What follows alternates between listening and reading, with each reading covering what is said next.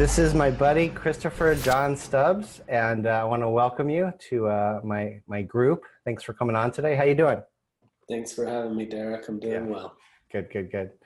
I I wanted to go back to the first time I met you. This was, I don't know, 4 years, 5 years, 6 years. Do you have any idea? I'm not super good at that kind of stuff, but if I were to guess, 4 years ago. 4 years ago. I was at that time deciding whether I was going to run a possible men's group and a women's group. The women's group is what I ultimately decided on. And I remember part of the reason of coming to your group was research. And I don't want to admit part of the reason coming to your group was because I had a few things I wanted to learn and work out and get better at myself.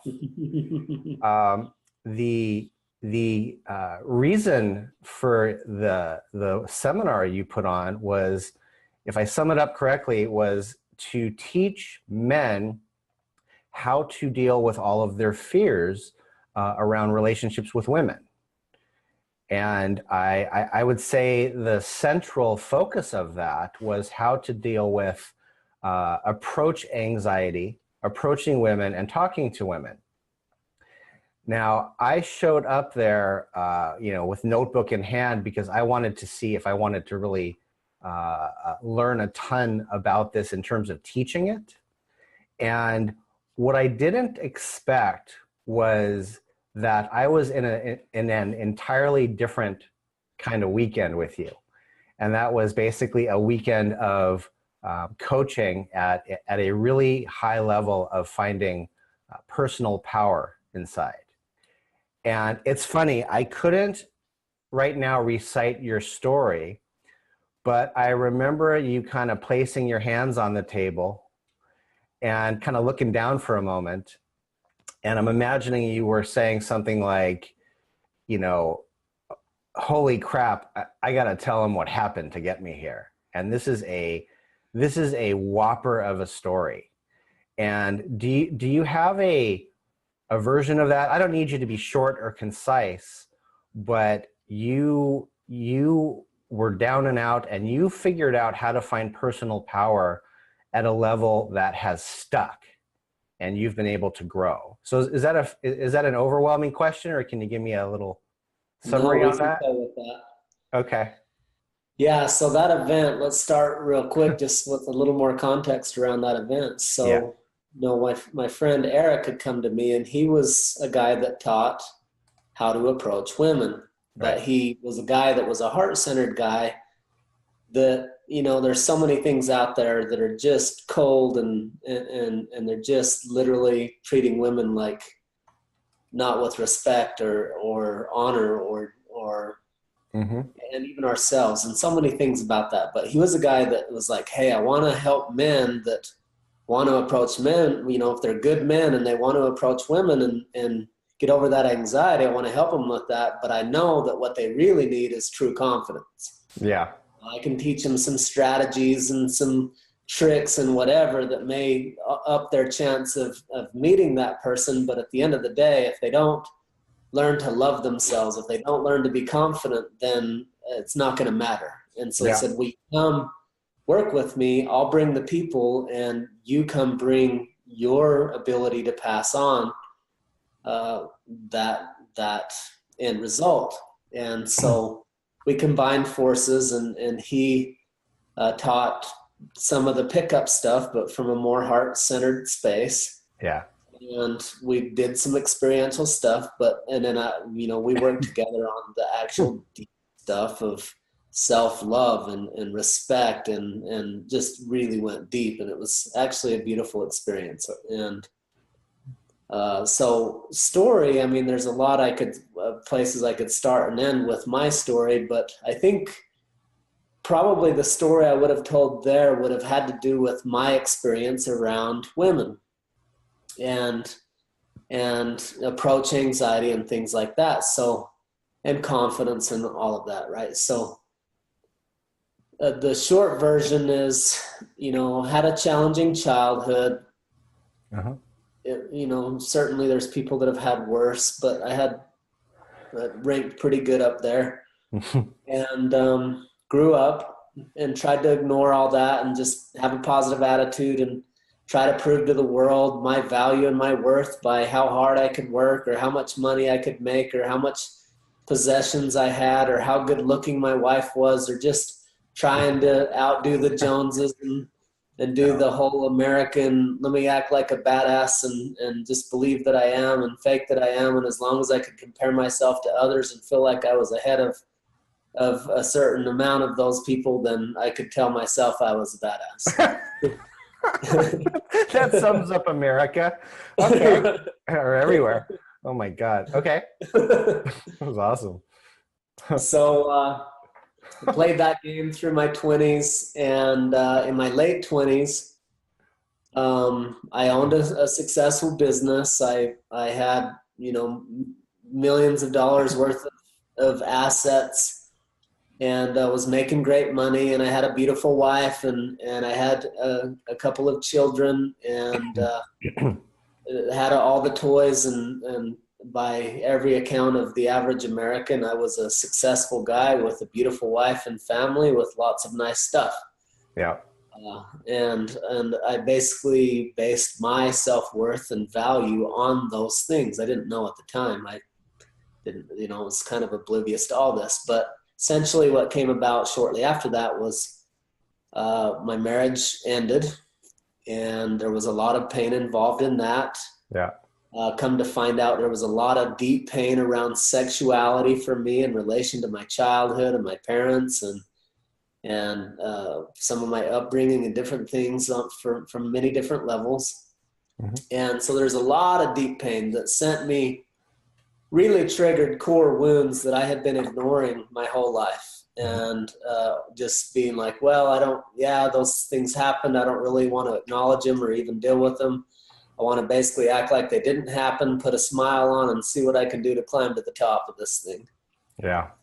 And but at that time, it hit me so hard. I was literally just crippled, and I lost all functionality. I really became, I don't know what to label it as, but essentially I was drinking all the time, and I was holed up by myself in an apartment. Yeah. And felt all alone and wanted to die. And nearly at one point at the peak of that pain, I did put a gun in my throat and was just as close as you can get to doing it without actually doing it. And I didn't tell anybody. It wasn't a cry to anyone else. I was alone and just in such deep pain that I just wanted it to end somehow. Yeah. And that night I decided, basically what I told myself when I put it there, I'm like, I'm done with this. I can't take anymore. If I can come up with a better reason or more reasons to go than to stay, then we'll go ahead and end this tonight. And so I was sitting having this dialogue in my head, and ultimately I was drunk and I got tired of sitting there and I was getting annoyed, and I was like, well, this conversation's not over, but I'm freaking tired, so I'm going to go lay down and then we'll readdress this tomorrow.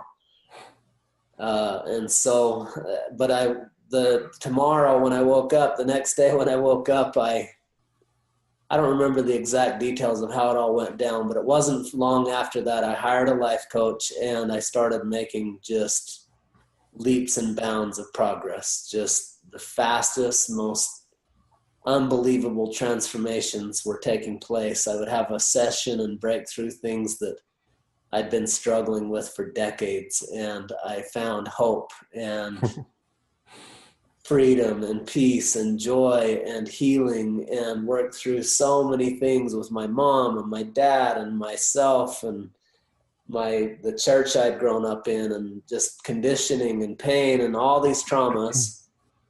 And I made just tremendous, tremendous progress. And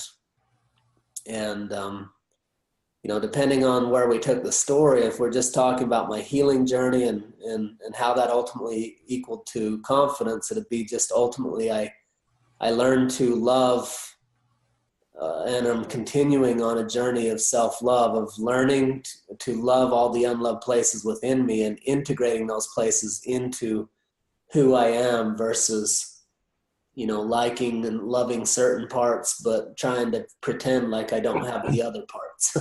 Yeah. So that's been a key part. And then on the other part of the story, if we were talking about in relation to me feeling lonely, so lonely and wanting affection from women, and even a lot of it during those times, the pain was so great. I didn't want to use women. I didn't want to even have sex for a long time there. There was so much pain. I was literally so raw and vulnerable. I was just like, I would really like to have a woman just to hold me. Like I needed some nurturing, feminine, loving touch that I didn't know how to give to myself. I didn't have access to, and I just didn't have it. And I craved it like crazy. But ultimately through that journey, I practiced, I started listening to self-help tapes all day and I'd go back and forth from like intense raging music to Eminem, F this, F that, F you, to Enya and self-help stuff. And it's kind of like some of it would help me move emotion and some of it would help me calm down and find some peace and serenity to carry on. And ultimately, again, I don't know where to start and stop, but just so many, at the end of the day, it come down to self-love, which, is the root of self-confidence. And those two things are at the root of the quality of person we can attract, how much we stop needing to punish ourselves with guilt and shame, how we can approach somebody without feeling like if they say no, that means we're a loser and we suck and we just as well die, or whatever we make it out to be. Just everything, really. And then pulling out of that hole and ending the downward spiral into an upward spiral of creation and connectivity and authenticity and presence and being and so many other things. Yeah. When you're going through your life and you hit a moment, which we all do, of, wow, this is uncomfortable. I don't like this experience. I don't like this. I'm being hard on myself, and I feel shame.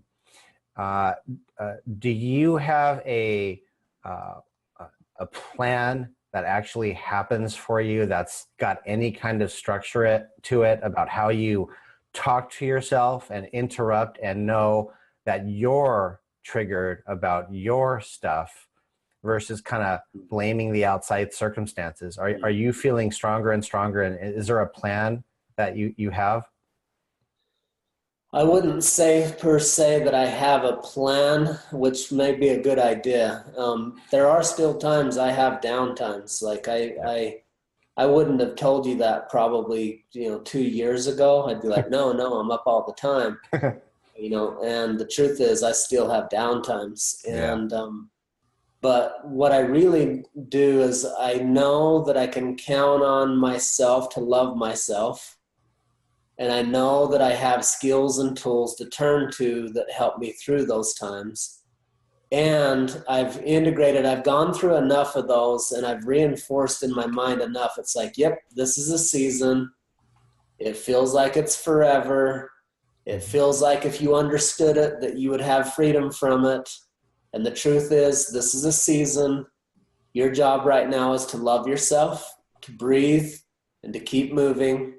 And not just moving like keep doing stuff. It means even move my body differently, shift my body posture, dance, move metaphorically, move physically, move emotionally, move mentally, move in creativity, whatever I'm choosing to create in the world. So if I were to break it down to a 3-step process, it'd be breathe, move, and love yourself. If I were to, of course we could make that much more complex and big, and I could teach all kinds of shift moves and tools that I use. But at the end of the day, nowadays what I used to try to do when I learned the shift moves was, I'm feeling down on a down spiral. this is negative. I need to get out of this, and I need to use a tool to get out of it. Uh-huh. But after a long time of practicing that, what I found was I was actually avoiding my darkness. I was avoiding the downtimes. I was avoiding, it'd be like avoiding winter. Like winter's coming. We're coming out of winter right now, but depending on where you live, in varying degrees, winter is coming. Again, every fucking year. I don't know if I'm going to swear in your group. Is that inappropriate around here? That's or all right. I feel not to? That's all right. All right. Yeah. So winter's coming, right? So if I'm like, I don't want winter, I'm going to have a miserable winter. Yeah. If I go, you know what, winter's coming, how am I going to navigate winter to at least, to optimize my experience of winter and hopefully even get to a place where I can enjoy it. Yeah. And so, essentially, if I were to break that down, breathe, move, love yourself. Yeah. And love yourself right where you're at. That means even if I'm down, that means I care. Mm-hmm. Right? So I love myself for caring so much. If I'm still right here and I haven't given up, I love myself for not giving up. Yeah. Right. And in the beginning, it's a little hard to find something to love about yourself in those moments, but over time it gets easier and easier. Yeah. Yeah. It's a fascinating thing to find a place where I feel that I'm hurting about something and to then do something about it. I always run the risk of avoiding it. And what I continuously work with people on and myself is, to not avoid it, I need to find and determine the truthful thing that I'm feeling. Mm-hmm. So for example, I work with men and I'll take them out. It's been a little while since I've done this, but I would take them out and actually show them directly how to approach women, right? And we would do that together. And the NLP techniques or the, self-talk or positive affirmations wouldn't help them. And it actually amazed me that I actually would bring my normal work I do with people into that scenario. And, I would kind of say to the guy, you need to acknowledge how much every part of this sucks right now, right? Yeah. Which would look like things that you don't think you're allowed to feel, right? It would seem inappropriate. Like, I'm so pissed at her, she rejected me. Or I'm so mad at myself, I am judging the crap out of myself that I didn't have the courage to engage with her. I can't stand the way she rolled her eyes at me. Everything you're actually pissed about, acknowledging all of that inside yourself as the path to feeling it and not avoiding it. Which is a huge deal, especially for men. Yeah. Our tendency and our conditioning has been deny it all. Yeah. Like, I'm fine. No, I don't care. Whatever. She's just a bee. Yeah. Blah, blah, blah. Yeah. Or whatever. Never acknowledging I feel scared or I feel sad or I feel hurt or I feel angry or any of those things. Gotta always be playing poker face no matter what's happening. Yeah. Which stifles the energy in the body, and then there's no positive talk that can overcome. Like, nothing's gonna, if you don't move that energy and be authentic with what's happening, how are you gonna actually connect with yourself or anybody else? Yeah. Yeah. One of the courses I made was on explaining male sexuality to women. And I feel like it's almost a secret, society us men have about how different it is and how we get into a lot of trouble explaining how different it is. There's actually a topic that is almost more hidden and secretive than how different male sexuality is from female sexuality. And that's this topic of approach anxiety. What men go through in this arena is so unbelievably painful. I've had clients that that are suicidal, and the first topic they relate it to is this topic. And, you know, I go to a gym where there is actually a woman that shows up there all the time that I kid you not, she's been on the cover of Sports Illustrated twice in her life. The swimsuit edition, right? And I sit there and I look around the gym intensely. I mean, I really look around at the gym and I watch 90% of men not glance towards her. They don't look. 5% gawk. And I can't say 5% are appropriate. I think, you know, maybe they're not interested. But the topic is so sensitive that it's actually hidden and a secret, and we're not allowed to look at the thing, you know, at a beautiful woman. We're terrified, we're scared. And, you know, in my 20s, I was very alone personally because I thought this was just me. And when it comes, for example, to all these digital courses, all these online courses about how to do relationships or how to do this or how to do that, I make a joke. It's not funny, but I continuously say, you know, the only thing men spend $2,000 on when they're marketed all these Facebook products, about the only thing is this approach anxiety problem.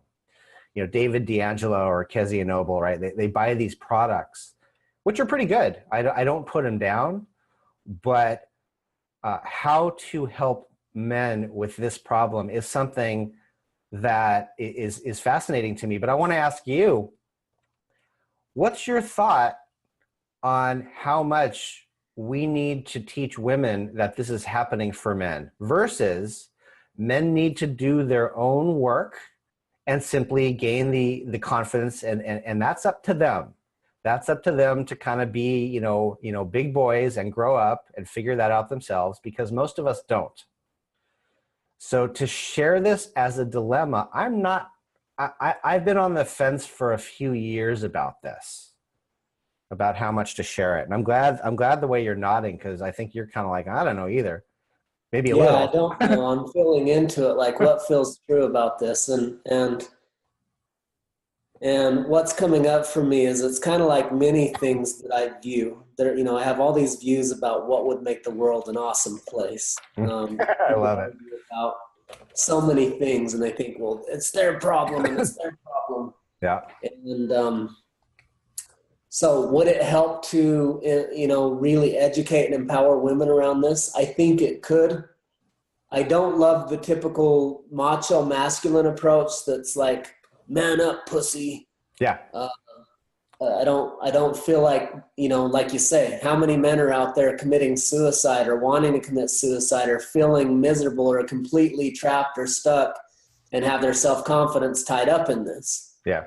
So at the end of the day, I would say the root problem on both sides, whether male or female, is how can we get to a place where we love ourselves enough that as a woman, if someone hollers at her or whatever, she can be, or looks at her or gawks at her or ignores her, that she can show up in a way, regardless of however someone else is showing up, that she loves herself enough to say, hey, I know you're not looking at me, but, you know, whatever. Or, hey, you must be scared, and I want you to know that's okay. Or, you know, versus the roll your eyes and play the other game, which, you know, because there's two sides of this. There's the guys that are, you know, calling the other ones pansies and hooting and hollering and whatever. And then there's the women that are playing the mean side of that game too and trying to put anyone down and using that as a defense, which the only reason why they're using it as a defense is they don't know how else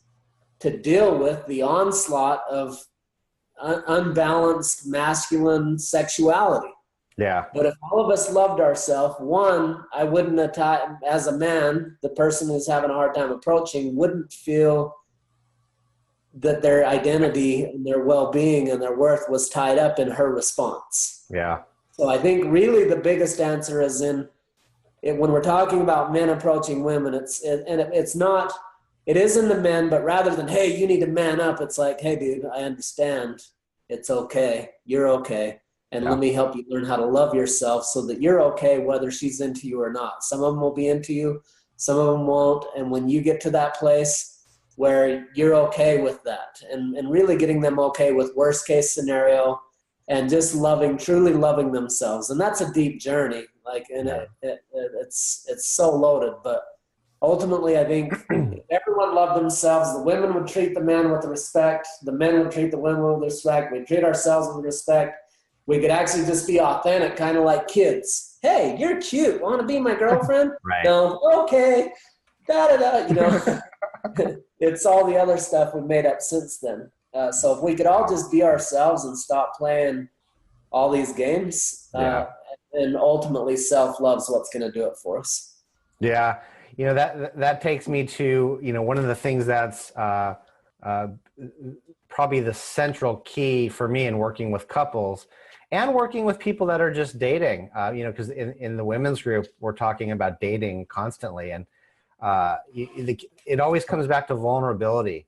And, you know, when I've taken men out to help them approach a woman, you know, I often start with vulnerability. And the man's like, well, you know, what's vulnerability? Should I walk up to a strange woman and say, you know, tell her about my childhood? And I say, no, that's not quite it. You know, so I would have a man walk up to a woman and say, that's my coach over there, and he's watching to see if I'll have the courage to approach you. And that he gets. And that works. Let me tell you, this is just a little secret. That works every time. You can point to a stranger over there and say, that's my coach. He told me, I want to, you know, I'm trying to approach you. And that works every time. But what's fascinating is I've helped men change this behavior. I've changed this behavior in myself. And I am continuously fascinated by the level of terror that still hits as a feeling. Now I've stepped myself through it enough times to where I know how to overcome it, but I'm not quite sure in this lifetime that that's going to be a pleasant, nice experience. And maybe it's just a human experience, you know, to be scared of another person we want to connect with. I'm not quite sure, because my childhood was rough. So I got these feelings inside me. So actually healing this, you know, it's a big one.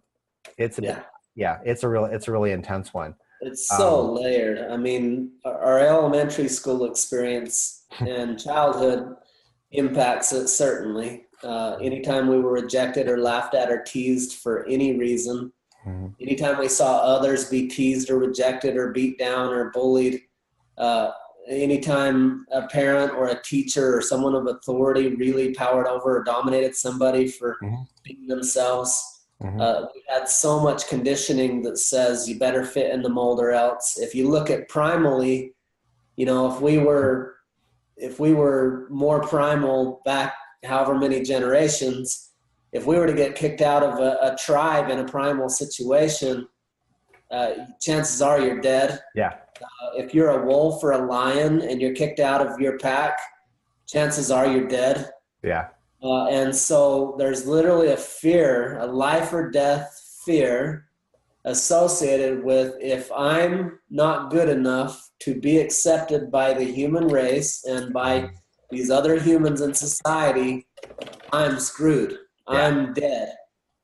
And so it's very, very primal and probably ingrained in our DNA, and then deeply impacted by every aspect of our development from the time we were conceived through prenatal and birth and pregnancy, and how we were raised in the bonding stage and exploratory stage and the body training stage, and any guilt or shame we carry around sexuality and how we were parented and what went down in school. There's so many things that could impact this just from our conditioning, let alone a genetic level of imprinting on our DNA.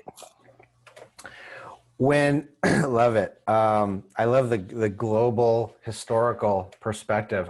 When you bring people on, actually I'll talk about men. When you bring men on and you coach them, would you say that separate from all of the psychological work they might do, and how complex that is, are the most successful ones the ones that got into vigorous exercise and or doing their own hobbies and focusing towards things separate from the woman and a relationship?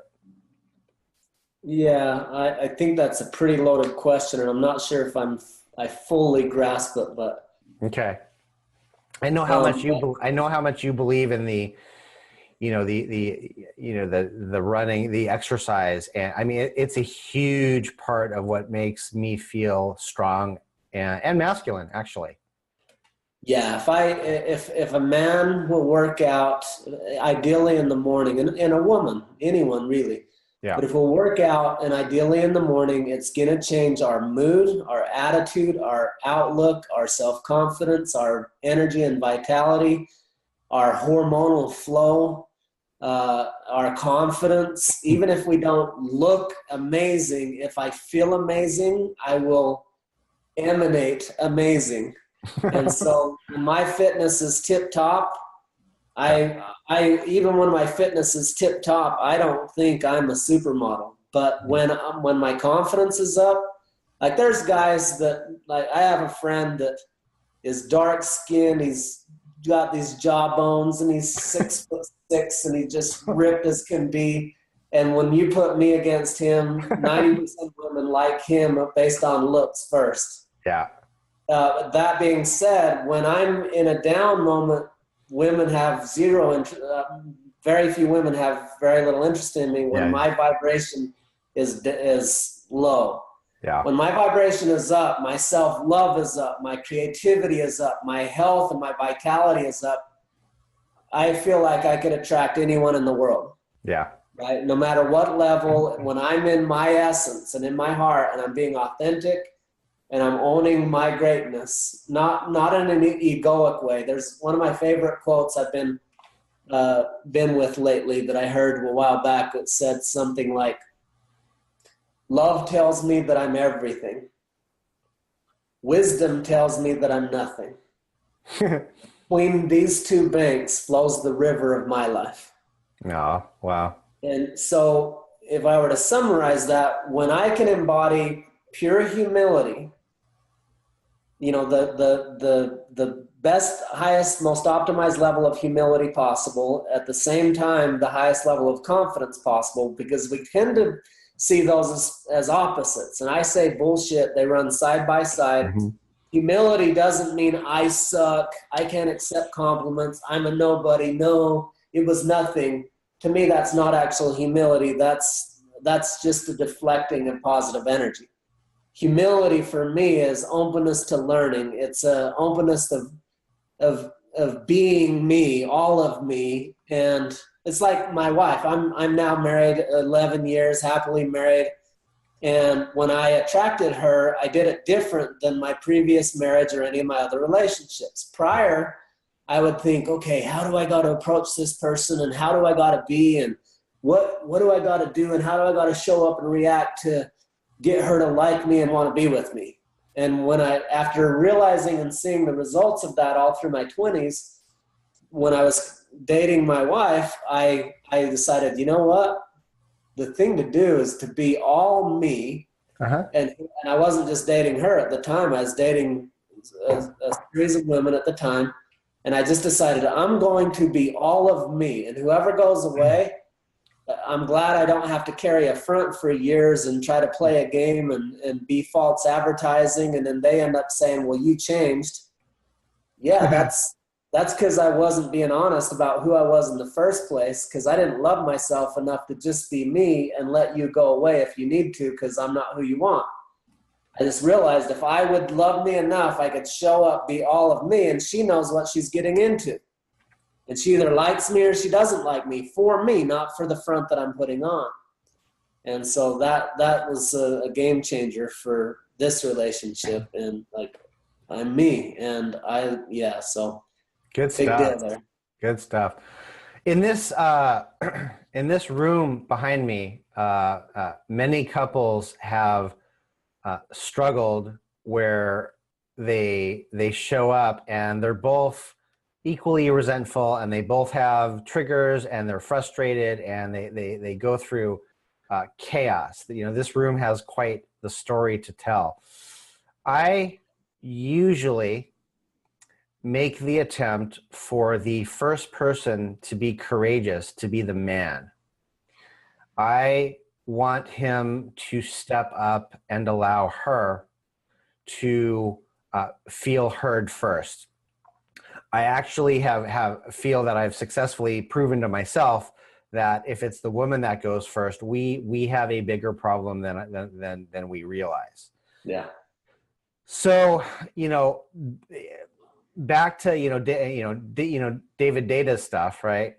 A woman's hurting, and the man takes her by the hand and literally spins her around in a circle and grabs her and dances with her, no matter what she's frustrated about, no matter how much she's hurting. That's like this ideal that people clobbered him for over the years. It's more sensitive than that, but I can't vote for him or the super sensitive vulnerability work that I do in this room.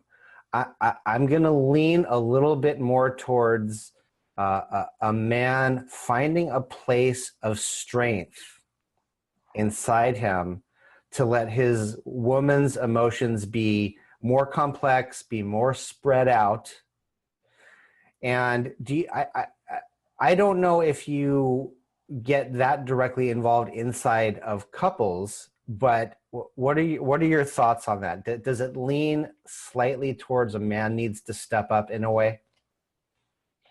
So usually when I work with couples, I just encourage them, you're 100% responsible, you're 100% responsible. You can either be right or you can be happy. So the key to get out of this is authenticity, responsibility, and 100% responsibility. So someone's going to get to be vulnerable and step up. Now, that being said, in my relationship, when I learned these skills, she learned the skills too. So I kind of was like, well, I've done it the last few times. When are you going to go first? And I was kind of waiting and using that as my victim story. But what I've defaulted to now is I'm going to listen. If we're in a drift, I'm going to listen first. Because if we come to 100% responsibility, then that means no blame, no projection. It's not her problem. It's not her fault. It's not hers to fix. If I'm not liking the result, it's up to me.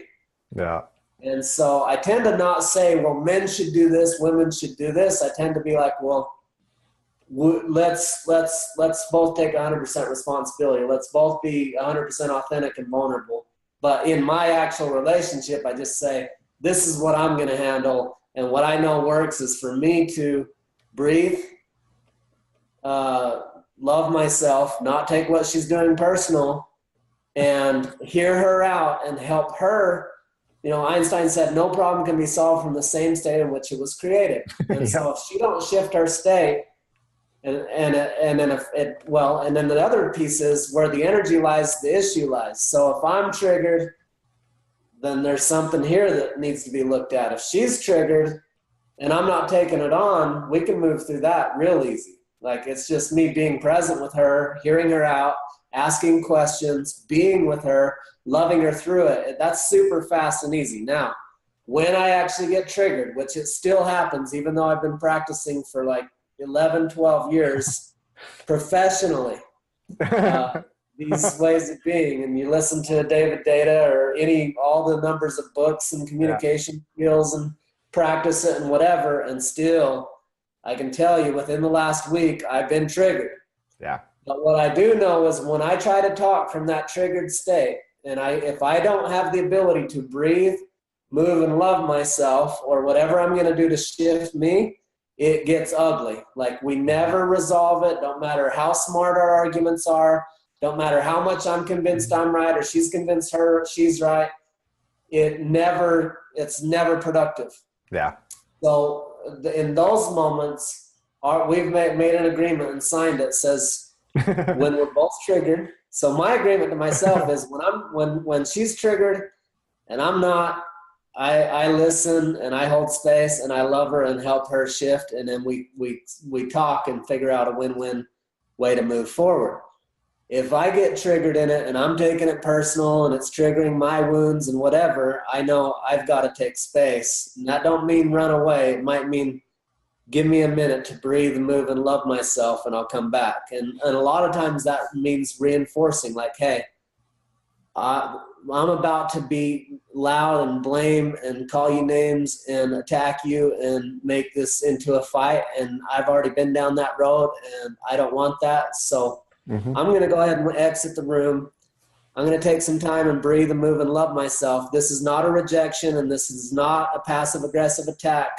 Withdrawing my love, or you don't need to worry that I'm not coming back. I'm coming back. I'm just going to come back as the loving version of myself. Give me a minute. Right? Wow. Yeah. Wow. You're able in your trigger to reassure her with some of her biggest fears. Most of the time, not all the time, most of the time these days, after more than a decade of intense commitment and practice. That's pretty incredible. The knowing what to do in the trigger is pretty incredible. Do you ever stop and say, I'm triggered, I don't know what to do next? That one's beautiful. And it's a skill that I've learned, but it's also not just one. It's like, it kind of organically happens when I go, I don't know. Like I'm really angry. I'm sad. I'm scared. What I want is to be close. And I don't know who or how or why we're creating this, but I love you and I don't want to fight with you. And I'm sorry. And I'm right here, whatever. Yes, that comes out. Not all the time. I don't always have access to that, but when I do, anytime I can say, I don't know why we're here. I don't know how we're here, and I don't know what to do. Typically that does create a good response.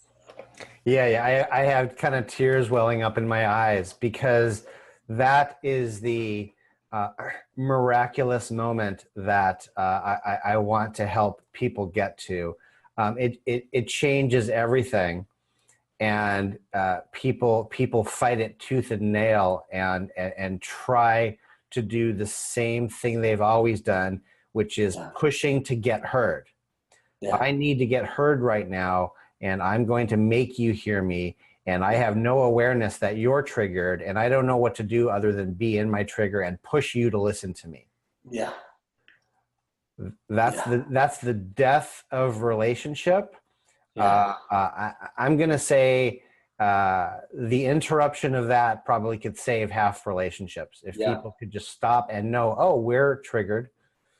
I don't know what to do, but I love you and I'm not going to run away because that's the worst thing I could do to you. That's the interruption. That's an amazing. Wow. And you're able to do that. So sometimes what happens is I'll say that and then she'll keep just hashing at me. And I'll try it a few times like, hey, please, let's do this different. We've already gone down this road. Every time it doesn't work out, let's breathe, let's stop. I want to communicate this with you, but let's shift ourselves first. Yeah. And she's so in it that she doesn't take my invitation. And if I invite her a few times, what I notice is then I do get victim. I do believe that I'm a victim in that moment. I start to act like a victim in that moment. Yeah. And then I'll start to villainize, and I tend to get engaged. Yeah. So I've gotten to where in the beginning it was like immediately I'd be triggered. Now I can usually go a couple layers of holding that space and inviting, and if the invitation is rejected multiple times, then I can find myself in righteous indignation pretty quick. Yeah. I sure have a visual on this right now. Another very powerful thing is, can you allow her to be in her trigger and stay there and listen without getting her to shift the energy?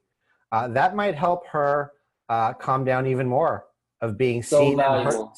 Yeah, seen and heard, that she can just spin out. Totally okay. The times that I do that, it's golden. Yeah. Yeah. That means you're taking nothing personal, and you're a saint at that point, and it's real for a few moments. Yeah. You can hang there. People can raise their hand and ask questions if they'd like, as we're winding this down a little bit. I'll look for questions in here, and write me a note, any of you, if you wish to come on screen and do a few minutes of asking a question. So how can people coach with you? How does that work? What kind of programs? Men and women, couples? So currently I've actually launched a solar business, and I'm taking a break right now from the coaching world. Okay. So I have nothing. I mean, if someone really wanted to go through a course, I have an amazing relationships course that's designed to have live coaching included and whatever, but they could get the skill sets from that training course. I'm sure we could work something out if they really felt like, yeah, that's my dude. Okay. Or if they wanted to approach me in the future. This is my passion. This is where my heart lies, like helping people overcome the things that I've struggled with, that I've been able to overcome myself is definitely where my passion is. So, if they really felt like I was their guy, they can certainly friend me on Facebook and follow me. I don't really post much on there these days. Okay. But they can follow me and message me. And if there's something I can do to help them, I mean, you're one of the few that I endorse, Derek. So I would really probably just steer people towards you at this point. And if someone really felt like, that's my guy, because sometimes that's the case. Someone just resonates with someone else's personality or way of being. If they felt like that, they can reach out to me via Facebook Messenger. They can check out my website at ascendyourlimits.com. But yeah, there's ways. I'm definitely all over the internet, but I'm just not doing a lot right now on that front until I get this business kicking butt and rolling without me. Great. And you're one of the few that I would endorse, because what you just described today, if people listened to what you said about how you're operating in your relationship, I'm going to suggest that they rewind and play the last 15, 20 minutes again if they're interested, because what I teach in here, getting a couple to entirely recover from a point where they were going to divorce in the first place, all the way through to reinventing their relationship from scratch, was just described entirely by you. And you're actually doing that in your relationship. So that's pretty incredible. I'm going to bring a few people on here, and I'm going to say, you can stay on and answer questions if you like. It's your call. But I'm going to bring a few people on right now on video to see if they have any questions. Is that okay? Can you stay on for a couple minutes? Yeah. Okay. Let's see here. Promote to panelist. Let's see if Tree comes on. Hi there. Hi, Derek. How you doing? Christopher, I missed the introduction. Sorry. Christopher, thank you. Christopher. This is, yeah, you want to go by Tree or Teresa? How do you want to? Either's fine. I'm kind of going back to Teresa in some ways, but Tree's fine. Okay. So, as you know, I'm a dating coach, and I was really enjoying the conversation you guys were having in the beginning, because I work with a lot of men too around approach, and and I can't for the life of me figure out why with women's lib, nothing's shifted in that area. And so when I do my speed dating events, I say, and women, you can call the guy, you can contact the guy. And I think it's really, most of them think it's really hot, right? But I'm just, if any woman has ever experienced that, I did it. I was really brave in my 20s or 30s, and I went up to a guy in a bar, and he said no, that he was tired and didn't want to dance. And then, I'll never forget the woman in the red dress, because 2 minutes later he asked a woman to dance, and then it was like, it's like post-traumatic stress in a way. And I think it like, I have such empathy for men, and I don't know what the answer is, you know, but I really would love to empower women to do the approaching. That's what Yes. I think. Yeah. Yeah. I don't know what the answer is, but I'm just.